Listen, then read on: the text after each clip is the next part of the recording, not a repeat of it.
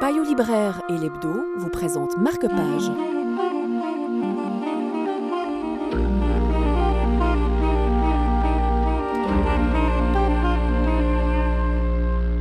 Dominique Marny n'en est pas à son coup d'essai puisqu'elle a déjà consacré 2 ouvrages à Jean Cocteau, avec des documents souvent inédits, avec des manuscrits, des lettres.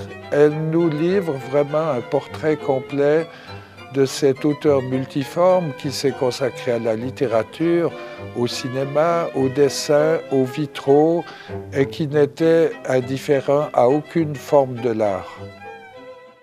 La France est libérée. Cocteau, auquel on reproche d'avoir fréquenté des Allemands et d'avoir travaillé pendant l'occupation, comparaît devant le comité d'épuration du cinéma, où il est immédiatement acquitté. Il en est de même avec le comité des écrivains.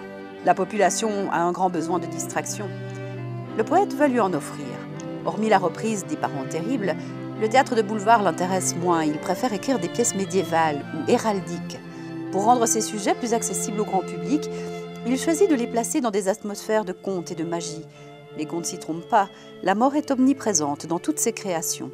Sous les traits d'une jeune fille déambulant le long des toits, ou d'un anarchiste chargé d'assassiner une reine, au cœur d'une rose ou d'un filtre qui entraîne ceux qui l'ont partagé dans la spirale de la malédiction.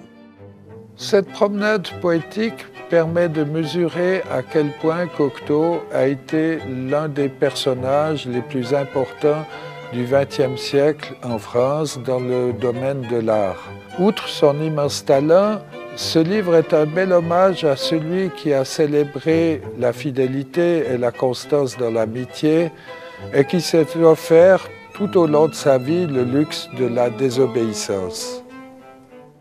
Payot Libraire et l'Hebdo vous ont présenté Marque-Page.